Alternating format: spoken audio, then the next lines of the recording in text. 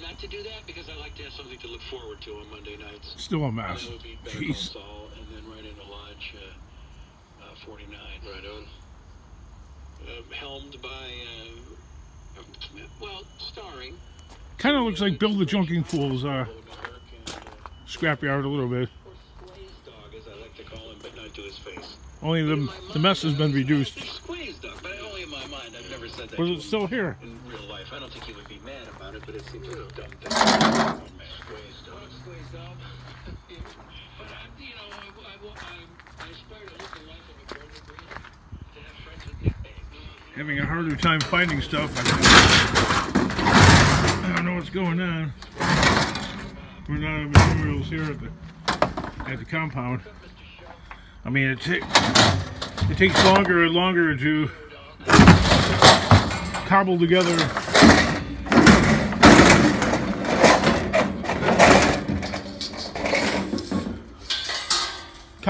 something.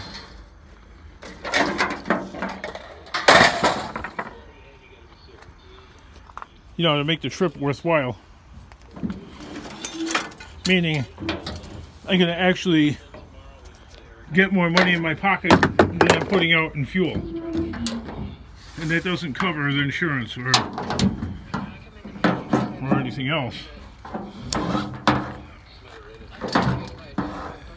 Oftentimes people are able to do this scrapping thing because they do it as a hobby.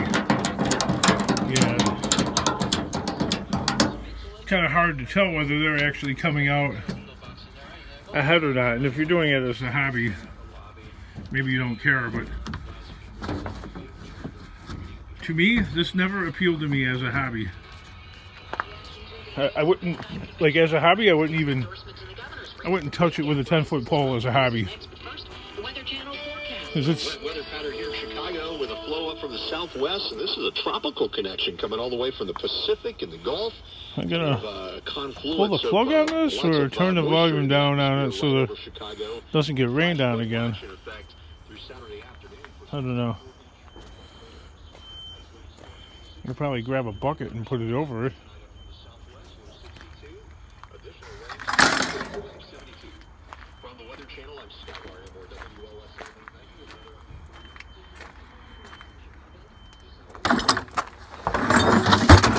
And this bucket's got holes in the bottom. I did this to a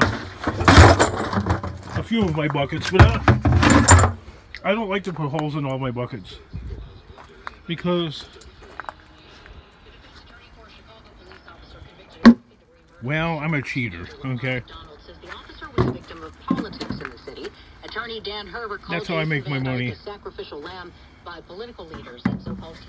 gonna cover it with a bucket.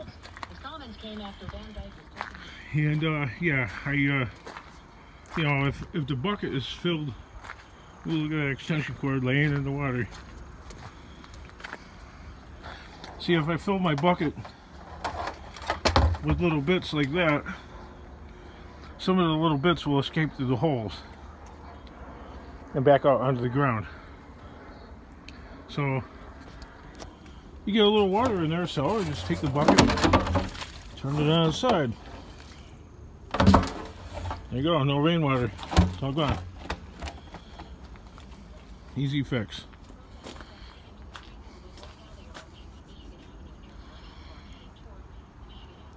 You know, this gloomy day is just it's just to bring me down, you know.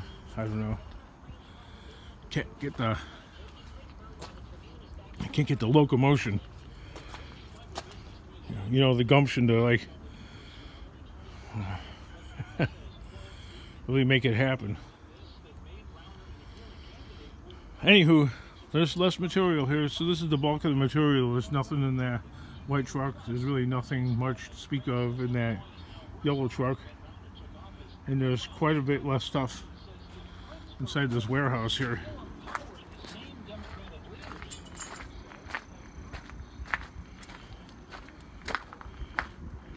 And I have almost no aluminum. I mean, this aluminum was pretty much rejected as being clean, when before it would have made it would have passed. So I ended up taking it back. Well, it looks like we got water in here. We seeded though.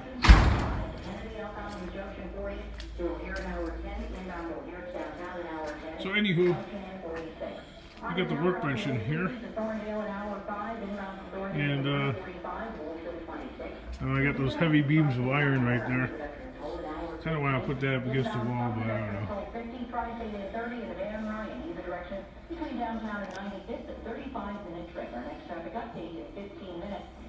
It's kind of hard to make a claim, you know what I mean? What to do, what not to do.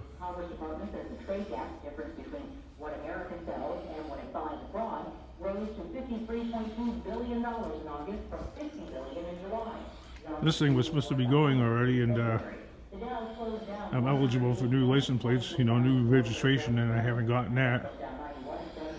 Load that bad boy up with scrap, and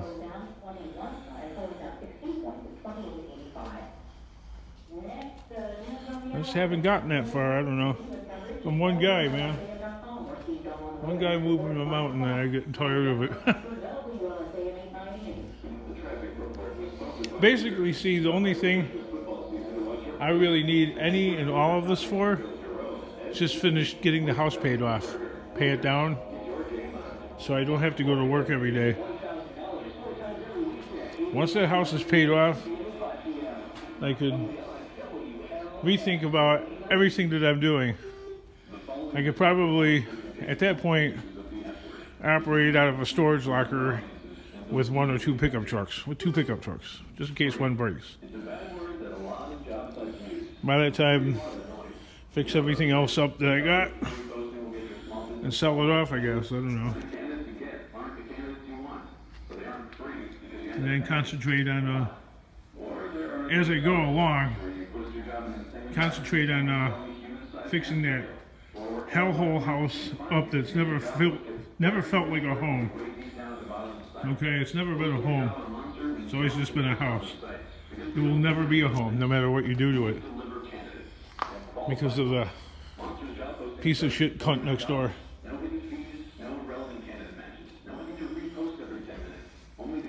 Oh, well, I have me to blame. I mean, the crap happens anywhere I'm going to go, so I have to live somewhere where there are no next door neighbors.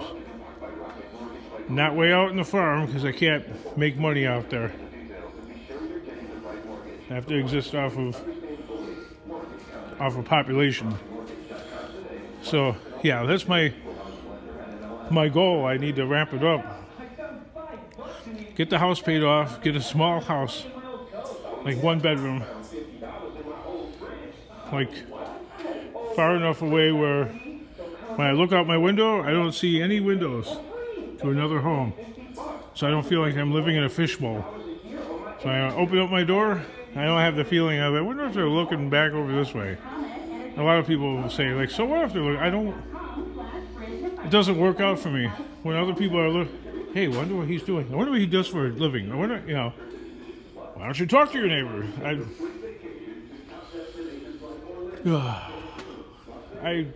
don't know. That don't work. I'm not a beer drinker. I'm not a cigarette smoker. You know, you drink beer, you could sit down and drink a couple beers with the neighbor and, hey man, what's going on? So I come off seeming stuck up or something like that when I'm not. I just can't wait to move on in life. When I like work on this pile here, I could work on my cars in here too. What a masterpiece. One little bit at a time. So many things to conquer.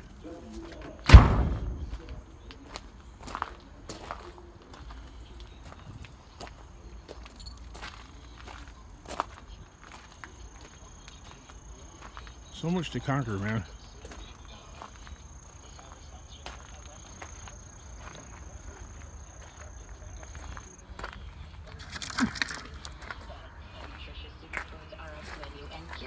When you leave your workout gear at home.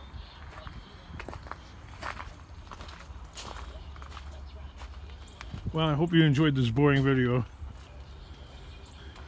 You know, it is kind of crappy hour. I didn't find that much. This is really disappointing. If this keeps up, we're gonna go broke. See, this is the problem. What happens when you have more stuff leaving than coming in is you run the risk of going broke. Because I'm always right there, teetering on the edge.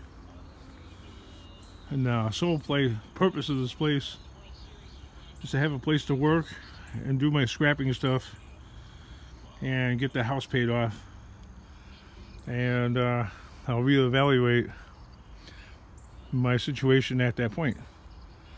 And I've had warehouse situation for 2 years now and haven't gotten that house paid down one penny other than the normal mortgage payment, which is ridiculous because the time frame I gave for myself was 2 years. And I haven't made a dent into it, which sucks because I really wanted to have this done before my daughter went to high school, because I don't want to be around here anymore, really. I mean, this place is fine, but I don't want to live in the Joliet. I want to move away from this bad, depressing, evil place.